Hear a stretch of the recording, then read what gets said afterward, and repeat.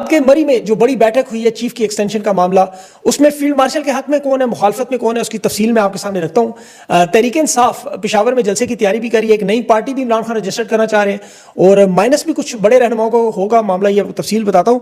Family की बड़ी दबंग गुफ्तगू के असरात, रिमांड मुस्तरद हुआ शेर शाह का, और इसके अलावा अलीमा खान का जो इंटरव्यू वायरल हो रहा है दुनिया भर के अखबारात में, इमरान खान की फील्ड मार्शल से मुतल्लिक गुफ्तगू शह सुर्खियों में जगह ले चुकी है, और तहरीक इंसाफ के छोड़ने के कुछ लोगों के मामला और एस्टेब्लिशमेंट के मंसूबे वो भी कुछ अहम तफसीलात आई हैं। 9 मई पर सबूत में फील्ड मार्शल की खबरों के इंकशाफ भी, और जिस तरह अभी बस्तियां डूब रही हैं और माफ़ किया नून लीग जो है वो शहबाज शरीफ, मरियम नवाज, एहसन इकबाल समेत जो नौटंकियां, ड्रामेबाजियां, टिकटॉक चल रही है, सैलाब की सूरत हाल क्या है वो भी आपके सामने तफसील रखता हूँ। सबसे पहले अलीमा खान का दूसरा बड़ा इंटरनेशनल इंटरव्यू जो इस वक्त मारियो नौफल के साथ वायरल हुआ, इंटरनेशनल हेडलाइंस बन रही है, उसका दबाव, उसके नताइज आपके सामने नजर, पूरी दुनिया में इसकी गूंज इस वक्त नजर आ रही है। खलीज टाइम, ज़ल्मे खलीलजाद से दुनिया भर के अखबारात ये रिपोर्ट करें, जो इमरान खान ने जेल से गुफ्तगू की, जो पैगाम दिया कि मुल्क में आसिम ला लगा हुआ है, आमरीत है, बदतरीन डिक्टेटरशिप है, और फील्ड मार्शल से माफ़ी का जो मुतालबा है, ये इस वक्त पूरी दुनिया में इसकी बाज़गश्त है। मरी प्लान की जो खबरें, जो लंदन प्लान का तसलसल, उसका पार्ट 2 क्योंकि किरदार वही हैं, मरी में जो मुलाकात हुई उसकी इस वक्त गूंज हर तरफ है कि नवाज शरीफ, शहबाज शरीफ, मरियम नवाज वहाँ मिले, और जापान से जो सीधी मरियम नवाज वहाँ पहुँची, जहाँ सैलाब में इस वक्त 13 करोड़ लोग जो हैं पंजाब के नज़रअंदाज किए गए, और ये दावा किया जा रहा है कि आर्मी चीफ भी वहाँ मौजूद थे। इस पर मैंने मालूमात की कोशिश की है, कन्फर्मेशन ज़ाहिर है नहीं हो सकी। जासिम चट्टा साहब ने, शाहीन सबाई साहब ने इस पर बात की, ज़ाहिर उनके बड़े तगड़े रिसोर्सेज भी हैं, चट्टा साहब के तो इदारे के अंदर भी काफ़ी ज़राए मौजूद थे। अभी अगर आप डॉट कनेक्ट करें तो सिचुएशन आपके सामने आ जाती है। इमरान खान के बेटों का जो इंटरव्यूज़ का सिलसिला शुरू हुआ, अलीमा खान के मुसलसल इंटरव्यूज़ आए। अब ये बात वाज़ेह आ गई कि 3 इसमें 4 चीज़ें, बल्कि अहम चीज़ें सामने नजर आई हैं। एक 10 साल का जो प्लान ज़ाहिर है नवाज शरीफ के सामने जो पेश किया जा रहा है कि यही वाहिद तरीका है आपके इस इक़्तिदार को चलाने का, और नवाज शरीफ उसमें आलमी ताकतों की गारंटी मांग रहे हैं। किस चीज़ की गारंटी? कि मोहसिन नकवी को वज़ीर-ए-आज़म नहीं लगाया जाएगा। पहले भी लंदन प्लान के मुताबिक नवाज शरीफ के साथ धोखा हुआ, वादे टूटे। वो वादे यही थे कि इमरान खान को मुल्क बदर किया जाएगा, जलावतन किया जाएगा, इमरान खान से माफ़ी मंगवाई जाएगी, तहरीक इंसाफ को मुकम्मल तोड़ दिया जाएगा, इमरान खान की शराइत मान लेंगे, वो मुआहदा लिखा हुआ ने दिया जाएगा। लेकिन ये नहीं हुआ, और ये कहा गया था कि 2 हफ्ते खान जेल नहीं काट सकेगा, उसके बाद नवाज शरीफ वज़ीर-ए-आज़म बनेंगे, लेकिन सारे वादे टूटे। अब नवाज शरीफ को नजर आ रहा है कि ये एक्सटेंशन हुई तो फिर मामला वही होगा जो माजी में हो चुका है। वो मैं आपको आगे चल के बताता हूँ क्या हुआ। मोहसिन नकीब का वज़ीर-ए-आज़म लग गया तो नून लीग का पता कट जाएगा। 40 साल की सियासत में नवाज शरीफ ने सीखा है कि फौजी जनरलों पर एतमाद के बाद जो मामलात हैं वो मुख्तलिफ होते हैं। भाई और बेटी की लेकिन जाके हुकूमत है इस वक्त, और दबाव बहुत ज़्यादा है कि नोटिफिकेशन जारी करें, इस तसलसल को जारी रखें। और नवाज शरीफ देखें उम्र के इस हिस्से में है कि बेटी वैसे भी उनकी आपको पता काफ़ी अथरी हैं, और वो शायद इन्हें मनाने में कामयाब भी हो जाए। लेकिन जो 10 साल के मनसूबे में नीचे बैठे लोग हैं जो इससे डायरेक्ट अफेक्टी हैं, वो इसमें रुकावट ज़रूर बनेंगे, क्योंकि उनकी सोच यही है कि हम कोई गुलाम है, हम कोई कमतर है कि 10 साल हम बैठ के बर्दाश्त करते रहें। और इसीलिए इदारे के अंदर जो तब्दीलियां भी आपको नजर आ रही है बड़े पैमाने पर अभी मजीद भी नजर आएंगी। ये तसलसल है सारा, और ये याद रखें कि इमरान खान तक ये सारी मालूमात मौजूद है। जिस तरह मरी में अभी इन्होंने तहरीक इंसाफ को मुकम्मल ख़त्म करने के लिए, नाहलियों के लिए 26 नवंबर के केसेस को शुरू करने का, उस तसलसल का, उस वादों का, उन गारंटियों का मामला, वक्त उसमें नवाज शरीफ ने मांगा है। ज़ाहिर है कि तहरीक इंसाफ की कोई टूटी नहीं है उसके सामने, अवाम खान को नहीं छोड़ रही, ना ही खान माफ़ी मांग रहे हैं, ना ही ये इमरान खान को तोड़ सके हैं, मकबूलियत काम कर सके हैं। तो नवाज शरीफ को ये लगता है कि अगर ये मौका किसी और को दिया गया तो क्या वो भी फील्ड मार्शल की तरह डिलीवर कर सकेगा नहीं। यही सिर्फ एक नुकता है, और इस पर मेरे ख्याल में ये शायद दोबारा नहीं हो सकेगा जो अब तक हो चुका है।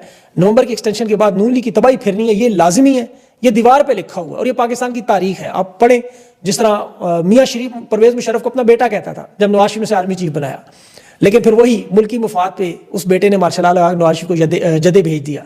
अब इसी तरह ज़ुल्फ़िकार अली भुट्टो भी जनरल ज़िया को मेरा वफादार है, मेरा ताबेदार है, मेरा छोटा आदमी है कहा करता था, लेकिन बारी आई और वही भुट्टो को फांसी पे चढ़ाने वाला ज़िया लगता। अयूब खान को भी भुट्टो पे बड़ा यकीन था, डैडी कहता था, लेकिन वही बेटा अयूब खान के खिलाफ अवामी तहरीक का सबसे बड़ा हिस्सा बना, अयूब खान को रुखसत होना पड़ा। ज़िया को भी जनरल मिर्ज़ा असलम पे बड़ा एतमाद था, बड़ा कि मेरा वफादार है, लेकिन आमों की पेटी निकली आपके सामने। नवाज शरीफ के बाजवा के साथ इतने ताल्लुकात थे कि बाजवा के ससुर के घर बिठा कर खुद ख्वाजा आसिफ ने बताया कि जनरल बाजवा को चुना गया था, लेकिन उसी जनरल बाजवा को फिर गुजरांवाला के जलसे में गद्दार भी कहा, गालियाँ भी दी, और आज भी नवाज शरीफ के बयानी में सबसे बड़ा विलन वही है। जनरल फैज़ नवाज शरीफ को खुद गाड़ी ड्राइव करके लंदन भगाने में मदद करता रहा। आज क्या हो रहा है? तो ये सारे आपको पता है वक्ती मफादात हैं, झूठ और फरेब और चोरी के माल पर बंटवारे पे जो सियासी फौजी वफादारियां बनती हैं, ताकत लालच के ज़ाती फ़ायदे पर, ये रिश्ते नहीं कायम रह सकते, सब जानते हैं। दूसरी तरफ इमरान खान के सामने एक अज़म और हौसले की एक ऐसी चट्टान है जो टूट नहीं रही। आप देखें कि अभी सलमान अकरम राजा का जो बयान के 3 तरह की ताकत इमरान खान ने बताई, जिस्मानी ताकत उसमें आखिरी नंबर पर, रूहानी और अखलाकी ताकत को, अल्लाह की मदद को खान ने सबसे अहम करार दिया। और यही बात हम सब लोग ईमान की हद तक यकीन करते हैं। पिछले 2 साल से इमरान खान कैद में है, उनकी पार्टी के रहनुमा जो आज़ाद हैं। आप देखें, आमतौर पर जेल में या मुश्किल में जो शख्स हो उसके पास आप जाएं तो आप उसे दिलासा देते हैं कि हिम्मत करना, घबराना नहीं, हौसला रखना, ये वक्त गुजर जाएगा, मजबूत रहना, मशवरे देते हैं। इमरान खान यहाँ पार्टी के रहनुमाओं को समझा रहे हैं कि रूहानी और अखलाकी कुव्वत कितनी मजबूत है। उसकी दलील है, देखिए फ़िरौन से ज़्यादा ये ताकतवर तो नहीं है। जो मिस्र की कितनी बड़ी फौज थी, सल्तनत उसकी दरिया नील के किनारों से मशरकी बहीरा रूम, शाम, फ़लस्तीन, लीबिया तक फैली हुई थी। 950 साल कई जगह लिखा है, कि जगह 66 साल हर फ़िरौन की, वो आपको पता वक्त है। यजीद का भी आपको पता है, और हर दौर के यजीद का भी पता है। ये ईमान की ताकत की वजह से सारे हारे हैं। इब्राहीम अलैहिस्सलाम की जो आग ठंडी हुई थी, जो सलामती वाली आग बन गई, वही यूसुफ अलैहिस्सलाम जो कैद से निकले और बादशाह बने, नमरूद एक छोटे मच्छर से मरा, फिर उनकी लाखों की फौज मूसा अलैहिस्सलाम के एक आसा, एक लाठी से ज़मीन पर मारने से समुंदर फटा। अब ये आसा पहले दिन भी मूसा अलैहिस्सलाम मार सकते, लेकिन अल्लाह ने इनको मौका दिया था। अब ये जिसे रस्सी अल्लाह की कहते हैं ना, खींचनी, अब अल्लाह की ताकत के आगे तो ये ज़ाहिर आपको पता कोई ये ताकत मानी नहीं रखती। और ये जो जालिम है, ये उसी कैटेगरी में इनका शुमार होता है। आज जिन्होंने दरिया रावी पे कब्जा किया हुआ था, बड़े बड़े ताकतवर थे, सोसाइटियाँ, महलात बनाए हुए थे, देखे रावी ने अपना कब्जा कैसे छुड़ाया।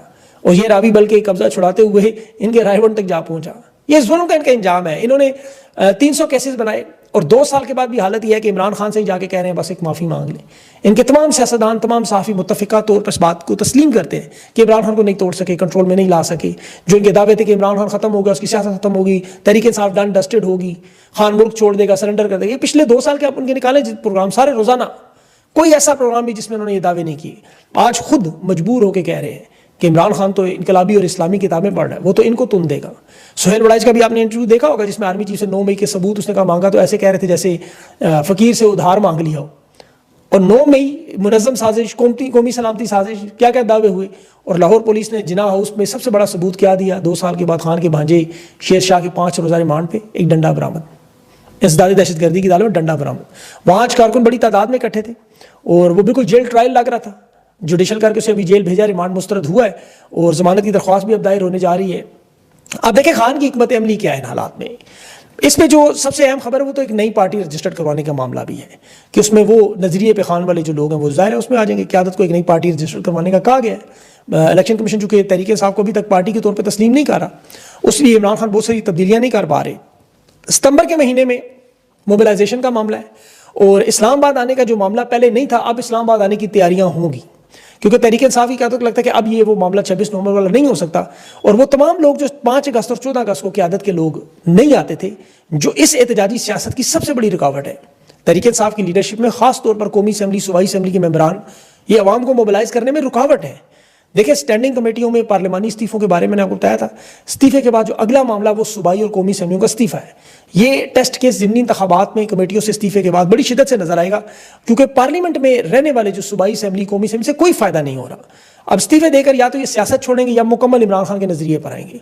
इस मामले को तकरीबन 3 साल हो गए हैं, और इन 3 सालों में आप इन लोगों से पूछिए जिन्होंने क्या खोया क्या पाया। मैंने तहरीक इंसाफ के मेंबर से पूछा पार्लियामेंट के, ये नशिस्त क्यों इतनी अहम है आपके लिए, तो उसने कहा नशिस्त जो है हमारी हल्के में हमारी इज्जत की तरह, हम जेल चले जाएं कोई बात नहीं, लेकिन नशिस्त नहीं जानी चाहिए, क्योंकि हमारी हल्के में इज्जत खत्म हो जाती है, सियासत खत्म हो जाती है।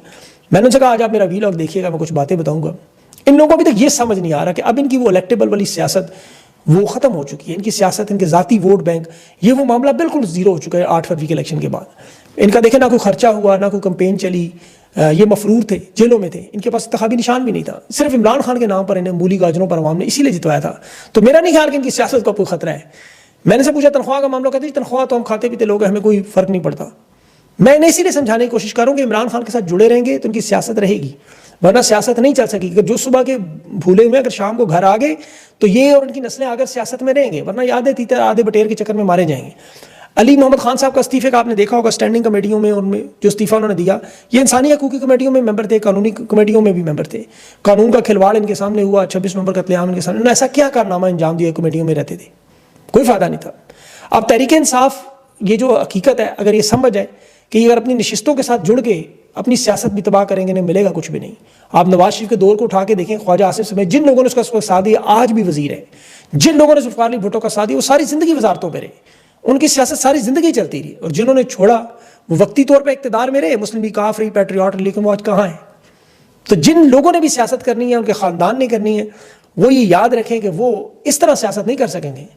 अभी अली मीन गंडापुर साहब देखें पाकिस्तानियों ने कितनी इज्जत दी। इमरान खान के बाद अगर सियासत में कोई दूसरा नाम था तो अली मीन गंडापुर था। ये विकेट की उस तरफ चले गई।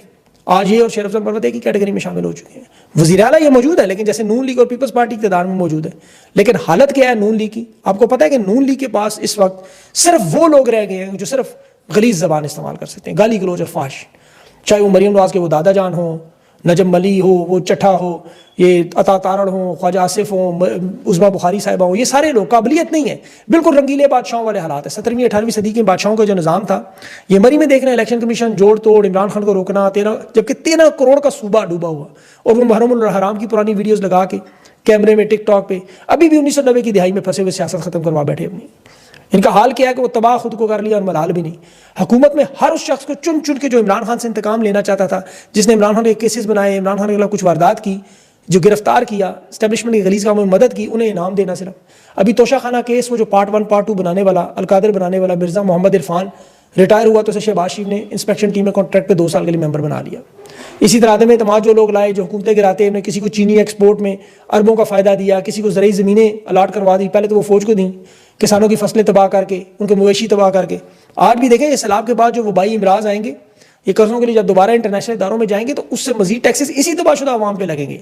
तो लोग इस ज़हन में रखें अपनी बात कि ये जो मामलात कर रहे हैं, इनका सिर्फ नुकसान इमरान खान को नहीं हो रहा, तहरीक इंसाफ को नहीं हो रहा, ये पाकिस्तान की अवाम की तबाही बर्बादी चल रही है। तो पाकिस्तान की अवाम को इन चीज़ों को देखना है, गौर करना है अपने ऊपर कि ये हालात तबाह बर्बाद करते रहेंगे, जिस तरह इंसाफ के किए, कानून के किए, आइन के किए। आज भी आपकी जो मुआशी हालत है वो आगे कभी बेहतर नहीं हो सकेगी। हिंदुस्तान में देखें वो सैलाब का पानी कैसे निकाल रहे हैं, उनकी मशीनरी देखें, वहाँ पे अभी वाघा बॉर्डर की आपने वो वीडियो देखी, आपकी आंखों के सामने वीडियो है, ये कोई ऐसी बात नहीं है जो आपको समझ ना आए। अब सैलाब में दरियाई झेलम के हालात आपको सिर्फ बताऊँ कि पुलवामा जहाँ वो अटैक भी हुआ था, आपको पता है कश्मीर के मकाम पे, वहाँ दरियाई झेलम इस वक्त तारीख की बुलंद तरीन सतह पे है। पानी का जो नापने का उन्होंने पैमाना रखा हुआ है वहाँ, जिसे हाइड्रोग्राफ कहते हैं, उस पर रिकॉर्ड 1588 मिलीमीटर था, जो इस वक्त 1589 मिलीमीटर तक हो चुका है, और यही पानी पाकिस्तान की तरफ बढ़ रहा है। और फौज ने अलीम खान की सोसाइटी का कंट्रोल संभाला हुआ है, कैंट का, DHA का, बाकी अल्लाह के आसरे पर पाकिस्तान चल रहा है। इनके तो नून लीग के साफियों का एक प्रोपेगेंडा रावी प्रोजेक्ट पे नजर आया। अब चूंकि ये ज़ाहिर है पढ़े लिखे लोग नहीं है बाखुदा, ना सीखने की। मैं इनसे जो गुफ्तगू करता हूँ, अभी उज़मा बुखारी की वीडियो आपने देखी होगी समीना पाशा के साथ, जहाँ जहाँ दुनिया में पानी के किनारे पर शहर आबाद हैं, आप देखें, जो इटली देख लें आप, दरिया टेम्स देख लें, मेलबर्न में देखें, पानी हर तरफ, यूनान में देखें, स्पेन में देखें, ओवरसीज पाकिस्तानियों से पूछे, कभी कोई सैलाबी खतरा आया? कभी भी नहीं आया। उसकी वजह यहाँ बड़े मुनज़्ज़म तरीके से संभाला जाता है। इमरान खान ने जो रूडा का मंसूबा बनाया हुआ था, उसमें 6 पानी की ट्रीटमेंट के बड़े प्लांट थे, 12 शहरों की तामीर थी, सैलाबी खतरे को कंट्रोल कैसे करना था, लाहौर की कोई आबादी बड़ी तेज़ी से बढ़ रही है, उसे मुनज़्ज़म तरीके से करना काम, ये कोई अलीम खान की सोसाइटी नहीं थी।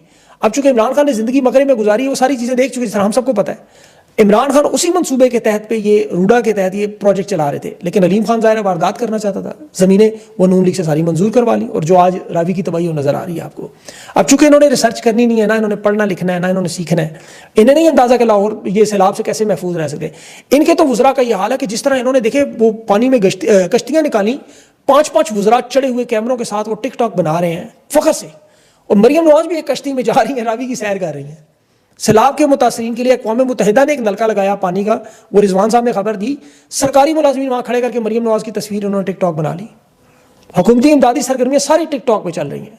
खोते खा खा के दिमाग ऐसे फारग हुए हैं कि बारिश के पानी में खड़े होकर सिर्फ तस्वीरें, और कह रहे हैं जी हिंदुस्तान ने पानी छोड़ा। वो एक जावेद चौधरी साहब फरमा रहे थे, अभी के दानिश्वर, तो पाकिस्तानियों को गाय भैंसें मिल गई जिनके पास नहीं थी।